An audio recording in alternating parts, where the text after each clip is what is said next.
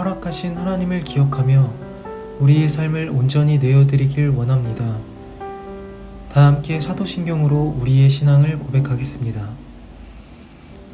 전능하사 천지를 만드신 하나님 아버지를 내가 믿사오며 그 외아들 우리 주 예수 그리스도를 믿사오니 이는 성령으로 잉태하사 동정녀 마리아에게 나시고 본디오 빌라도에게 고난을 받으사 십자가에 못 박혀 죽으시고 장사한 지 사흘 만에 죽은 자 가운데서 다시 살아나시며 하늘에 오르사 전능하신 하나님 우편에 앉아 계시다가 저리로서 산 자와 죽은 자를 심판하러 오시리라. 성령을 믿사오며 거룩한 공회와 성도와 서로 교통하는 것과 죄를 사해 주시는 것과 몸이 다시 사는 것과 영원히 사는 것을 믿사옵나이다. 아멘.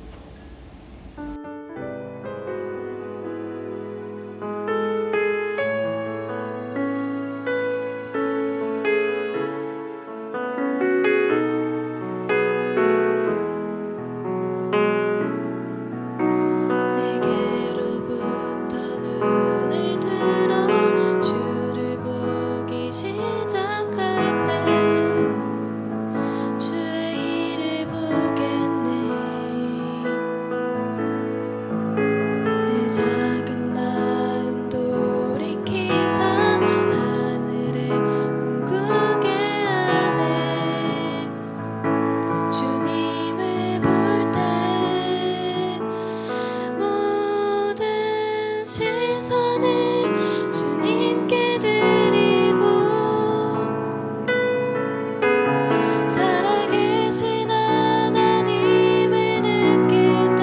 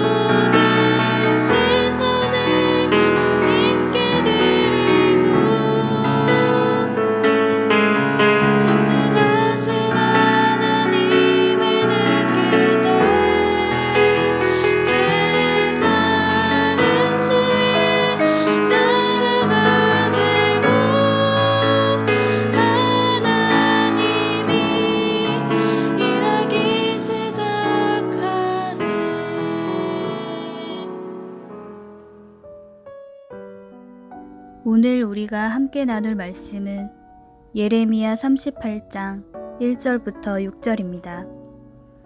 mat단의 아들 스바랴와 바수울의 아들 그다랴와 셀레미야의 아들 유갈과 말기야의 아들 바수울이 예레미야가 모든 백성에게 이르는 말을 들은즉 이르기를 여호와께서 이와 같이 말씀하시되 이 성에 머무는 자는 칼과 기근과 전염병에 죽으리라. 그러나 갈대아인에게 항복하는 자는 살리니 그는 노량물을 얻음같이 자기의 목숨을 건지리라. 여호와께서 이와 같이 말씀하시니라. 이 성이 반드시 바벨론의 왕의 군대의 손에 넘어가리니 그가 차지하리라 하셨다 하는지라. 이에 그 고관들이 왕께 아뢰되 이 사람이 백성의 평안을 구하지 아니하고 재난을 구하오니 청하건대 이 사람을 죽이소서. 그가 이같이 말하여 이 성에 남은 군사의 손과 모든 백성의 손을 약하게 하나이다. 시드기야 왕이 이르되 보라 그가 너희 손안에 있느니라 왕은 조금도 너희를 거스를 수 없느니라 하는지라. 그들이 예레미야를 끌어다가 감옥 뜰에 있는 왕의 아들 말기야의 구덩이에 던져 넣을 때에 예레미야를 줄로 달아내렸는데 그 구덩이에는 물이 없고 진창뿐이므로 예레미야가 진창 속에 빠졌더라. 아멘. 반갑습니다. 오늘 예레미야 38장 1절부터 6절까지를 중심으로 평안이라는 주제의 말씀을 함께 나누겠습니다. 여러분 지난 월요일 말씀을 기억하십니까? 예레미야는 예루살렘이 조금 혼란스러운 틈을 타서 시골 아나돗으로 빠져나가려고 했습니다. 그러나 문지기 이리야에게 붙잡혔죠. 이리야는 예레미야에게 너는 예루살렘을 성을 빠져나가는 이유가 바벨론에게 항복하기 위해서 아니냐? 너가 우리나라를 바벨론에게 팔아 넘기려는 거 아니냐? 이런 식으로 몰아세웠습니다. 그리고는 예레미야를 붙잡았습니다. 그런데 그들이 그렇게 판단한 것이 꼭 오해이기만 한 것은 아니었습니다. 충분히 오해할 만한 소지가 예레미야에게 있었습니다. 물론 예레미야가 바벨론의 남유다를 왜 팔아먹겠습니까? 그럴 리는 절대로 없죠. 그러나 예레미야가 전했던 말씀들을 들어보면 그들이 그렇게 오해하는 것도 큰 무리는 아니었을 겁니다. 왜 그런가 하면 예레미야는 바벨론에게 저항하지 말고 항복하라 이렇게 계속 말했기 때문입니다. 오늘 본문에도 그런 외침이 나오는데요. 그러다 보니까 바벨론에게 저항하지 말고 항복하라고? 그러면 바벨론의 승리가 네가 원하는 거냐? 이런 식으로 되는 거죠. 2절을 보시면 여호와께서 이와 같이 말씀하시되 이 성에 머무는 자는 칼과 기근과 전염병에 죽으리라. 그러나 갈대아인에게 항복하는 자는 살리니 그는 노량물을 얻음같이 자기의 목숨을 건지리라. 여호와께서 이와 같이 말씀하시니라. 이 성이 반드시 바벨론의 왕의 군대의 손에 넘어가리니 그가 차지하리라 하셨다 하는지라. 그러니까 그들은 목숨 걸고 싸우자, 목숨을 아까워하지 말고 최선을 다해 지키자 이런 말을 하는 선지자를 기다렸던 거예요. 근데 예레미야는 스스로 하나님의 말씀을 전한다고 하면서도 바벨론에게 항복하라 이렇게 이야기하니까 바벨론이 마치 승리하는 게 하나님의 뜻이라고 전하고 있으니까 사람들은 그 말이 너무너무 듣기 싫었던 거죠. 근데 그런 차이는 언제나 존재합니다. 지금도 마찬가지입니다. 우리는 지금 우리 앞에 있는 암울한 현실에 대한 인정을 원하는 게 아니고 그 속에서 긍정의 메시지를 듣고 싶습니다. 잘 될 거라는 말을 듣고 싶고 열심히 하면 이긴다. 열심히 싸워라. 조금만 더 해보자. 이런 말을 듣고 싶습니다. 여기에서 저항하지 말고 그냥 항복해라. 이런 말은 너무 듣기 싫습니다. 지금 당장은 조금 힘들어도 내가 조금만 더 노력하면 조금만 더 열심히 하면 무엇이든지 다 이룰 수 있을 것처럼 말해주는 게 좋죠. 근데 우리는 우리 때와 하나님의 때를 구분하지 못하기 때문에 그런 겁니다. 우리는 우리의 때와 하나님의 때를 잘 구분할 수 있어야 합니다. 우리가 원하는 우리의 때는 바로 우리 눈앞에 있는 그 때입니다.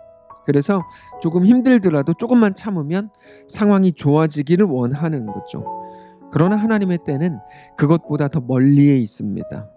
그럼에도 가장 완전한 완성이고 누구도 빼앗을 수 없는 완전한 기쁨입니다. 그거를 알고 오늘 본문을 보아야 됩니다. 오늘 본문을 통해서 하나님께서 다시 한번 이 성에 머무는 자가 복된 게 아니라 그들은 오히려 반드시 죽을 거다. 그러나 바벨론에게 항복하면 산다. 이렇게 말씀을 하시는데 그 말은 너희가 사는 길은 바벨론에 항복하는 것뿐이다. 이런 의미죠. 근데 우리는 잘 알고 있어요. 바벨론이 그들을 살리는 것이기 때문에 혹은 바벨론이 하나님께 기쁨이 되고 하나님의 은혜를 입은 공동체요 민족이기 때문에 그들에게 항복하라는 게 절대로 아닙니다. 그러면 왜 항복하라고 말씀을 하십니까? 거기에서 그거를 통과해서 갈 때 그들이 비로소 하나님만을 믿음으로 바라보는 주의 온전한 백성으로 회복될 것이기 때문에 그렇게 말씀을 하시는 겁니다.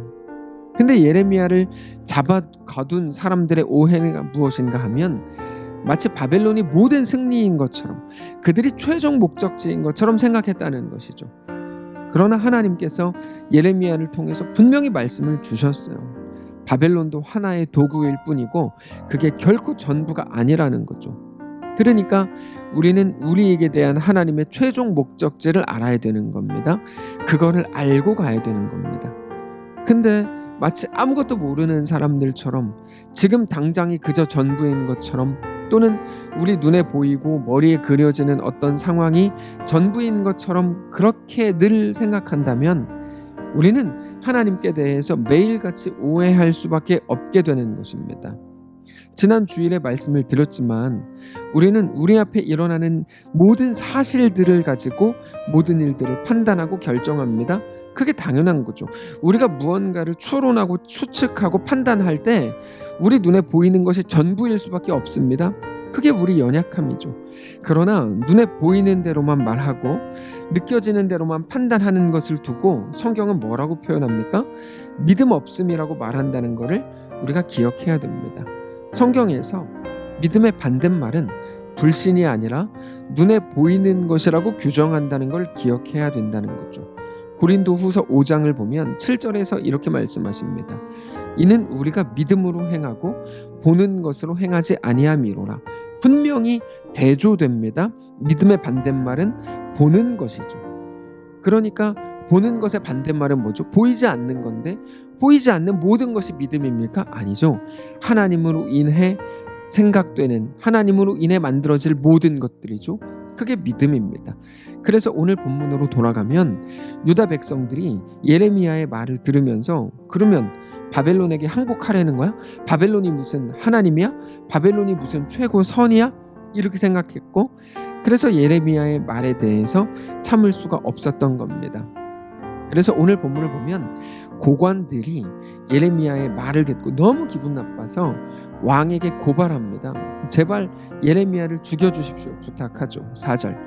이에 고관들이 왕께 아뢰되 이 사람이 백성의 평안을 구하지 않고 재난을 구하오니 청하건대 이 사람을 죽이소서. 그가 이같이 말하여 이 성에 남은 군사의 손과 모든 백성의 손을 약하게 하나이다. 이런 말입니다. 지금 다 같이 으쌰으쌰하고 싸워도 모자랄 판에 순순히 끌려가라는 게 말이 됩니까? 그들은 이렇게 말하는 거예요. 예레미야는 재난을 구하고 있습니다. 우리에게 망하라는 겁니다. 다 죽으라는 겁니다. 이거 어떻게 참습니까? 이런 말이죠. 그들이 얼마나 흥분을 했든지 시드기야 왕도 그들을 막을 수가 없었습니다. 5절. 시드기야 왕이 이르되 그가 너희 손 안에 있느니라. 왕은 조금도 너희를 거스를 수 없느니라 하는지라. 왕도 니네 맘대로 해라. 내가 니네를 어떻게 막겠냐? 이런 말이죠. 그래서 그들은 예레미야를 왕의 감옥에서 끌어내서 밧줄로 몸을 묶고 왕자 말기야의 감옥 웅덩이에 달아내렸습니다. 거기에는 물은 없고 진흙으로 되어 있는 웅덩이 감옥이었죠. 6절입니다. 그들이 예레미야를 끌어다가 감옥 뜰에 있는 왕의 아들 말기야의 구덩이에 던져 넣을 때 예레미야를 줄로 달아내렸는데 그 구덩이에는 물이 없고 진창뿐이므로 예레미야가 진창 속에 빠졌더라. 자, 그들이 했던 말은 왜 평안을 말하지 않느냐는 거죠. 예레미야는 평안을 말하지 않습니다. 이거였죠. 평안이 뭡니까? 여러분, 평안은 사람이 만들어낼 수 있는 게 아닙니다. 곧 좋아질 겁니다. 괜찮아질 겁니다. 이게 평안일까요? 그런 말들이 순간적으로 듣기에 좋을 수는 있을 겁니다. 그러나 그거는 사람을 살릴 수가 없습니다. 그거는 절대로 평안이 아닙니다. 여러분 기억하십시오. 우리의 유일한 평안은 오직 하나님이십니다. 다른 어떤 상황이나 환경의 변화가 우리의 평안일 수 없습니다. 세상은 다 변하고 달라지기 때문입니다. 그러나 그들에게 대한 하나님의 목적에 대해서 그들은 반드시 생각했어야 하고 영원히 변치 않으시는 우리 하나님을 믿었어야 됩니다. 이 성이 반드시 바벨론의 왕의 군대의 손에 넘어가리니 그가 차지하리라 라고 말씀을 하셨지만 그게 끝은 아닙니다. 그들은 바벨론에 끌려가지만 그렇게 끝나는 게 아니라 70년의 포로기를 거쳐서 다시 유대 땅으로 돌아오게 될 겁니다. 그러면 더 순결한 주의 백성들로, 더 온전하게 하나님만을 섬기는 자들로, 언약이죠. 나는 너희의 하나님이 되고 너희는 내 백성이 되리라. 온전히 하나님을 섬기는 하나님의 백성들로 세워져 있게 될 겁니다. 그 기간이 그렇게 만들어줄 겁니다. 근데 오늘 우리가 마찬가지입니다. 우리는 평안을 원합니다. 코로나가 종식되고 전쟁이 멈추고 모든 사람이 행복하게 살아가는 그날을 고대합니다. 그러나 우리가 사는 이 땅에서는 그럴 일이 없습니다. 가진 사람은 하나라도 더 가지려고 하고 없는 사람은 하나만이라도 가지려고 하기 때문입니다. 내가 기분이 좋으려고 하고 그렇기 위해서는 다른 사람을 밟고 무너뜨려서라도 그것을 이루어야 하는 것이 세상이기 때문입니다. 우리가 아무리 그리스도인이라고 해도 아무런 문제가 없는 세상을 만들어낼 재간이 없습니다. 그러나 우리의 평안은 오직 하나님께 있습니다. 오직 하나님만 우리에게 영원한 생명과 영원한 평안이 되어주실 것을 믿으시기 바랍니다. 그래서 바벨론으로 순순히 끌려가라는 겁니다. 오늘 우리 앞에 있는 모든 상황과 마음에 들지 않는 환경 속에서도 우리 하나님을 믿으라는 거죠. 여러분, 바벨론이 아무리 커 보이고 강력해 보여도 영원할 것처럼 보여도 그렇지 않습니다. 하나님이 바벨론보다 크시고 바벨론보다 영원하시고 심지어 바벨론을 부리시는 분이 하나님이십니다. 오늘 그 하나님을 믿으심으로 바라보실 수 있기를 바랍니다. 눈에 보이는 것이 전부가 아니라 우리에게 주신 하나님의 약속이 영원하고 변하지 않을 진리입니다. 오직 우리 하나님만 우리의 피난처요 우리의 소망이 되심을 믿으시기 바랍니다. 그 믿음으로 우리에게 허락된 오늘을 승리하며 살아가시기를 바랍니다. 기도하겠습니다. 살아계신 하나님 감사합니다. 오늘 하루를 허락하시니 감사합니다. 말씀을 같이 주시니 감사합니다. 눈에 보이는 것들이 전부라고 생각해왔던 그 모든 것들에 속았던 우리를 불쌍히 여겨주시고 이제 오늘 어떤 상황에서도 하나님의 약속을 붙들고 주님과 믿음으로 담대하게 이 길을 걸어가게 하옵소서. 우리 주 예수님의 이름으로 기도합니다. 아멘. 사랑하는 성도 여러분, 하나님께서 오늘 하루를 우리에게 허락하셨습니다. 믿음을 가지고 넉넉히 살게 되시기를 바라고 눈에 보이는 게 전부가 아니라 보이지 않는 그러나 분명히 약속된 하나님의 완전하심을 바라보며 오늘을 승리하게 되시기를 주님 이름으로 축복합니다.